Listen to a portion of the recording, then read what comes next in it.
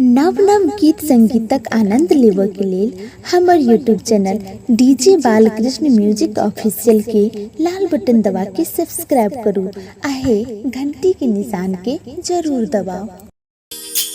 की करू यो सजना छठी के बरतिया, की करू यो सजना छठी के बरतिया, कि दोनों परानी मिलका दोनों परानी मिलका करू छठ के बरतिया, करू यो सजना छठ के बरतिया, करू यो सजना छठ के बरतिया, दोनों परानी मिलका दोनों परानी मिलका छठ के बरतिया, करो ये सजनी छठी के बरतिया, करो ये सजनी छठी के बरतिया, दोनों परानी मिलके दोनों परानी मिलके करबै छठी के बरतिया, करो ये सजनी छठी के बरतिया, करो ये सजनी छठी के बरतिया।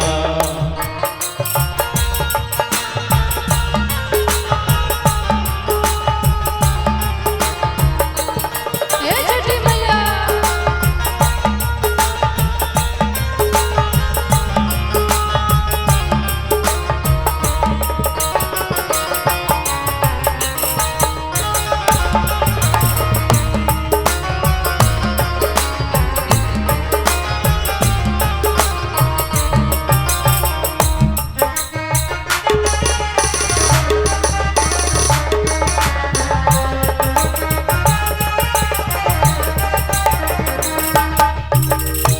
डुमरा आंगन मसे सूप मंगेबै,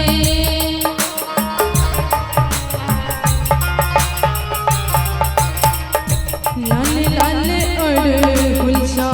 सूप सजेबै,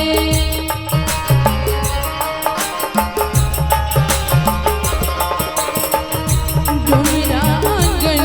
मसे सूप मंगेबै,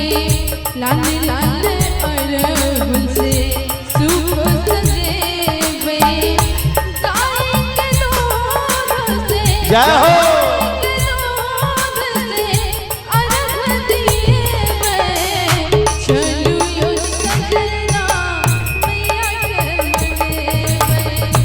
करू यो सजना छठ के बरतिया। ये सुनै छियै कहियो ना गाय के गोबर से सोप घाट निपैबै, सिंदूर पिठारिये घाट सजेबै। सही में हाँ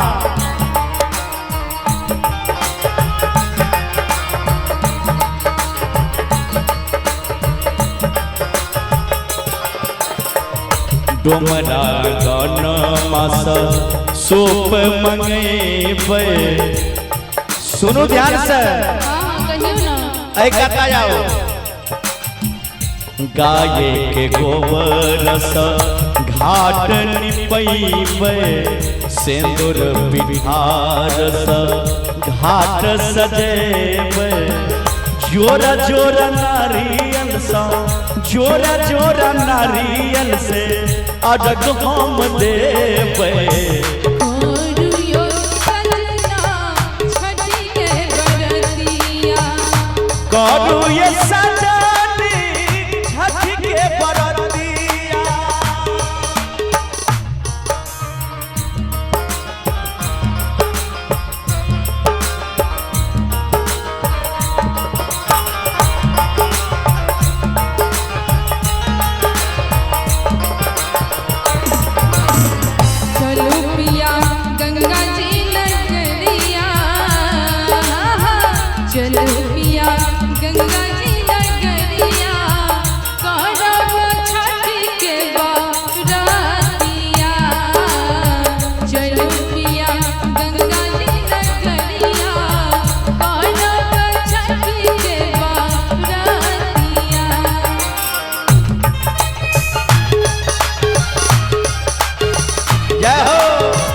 राणा मैया सुनो की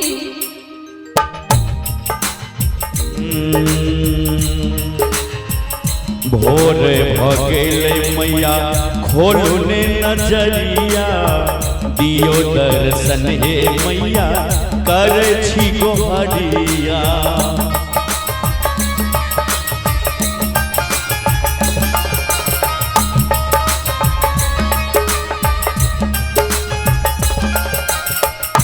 भोरी भोगिले मैया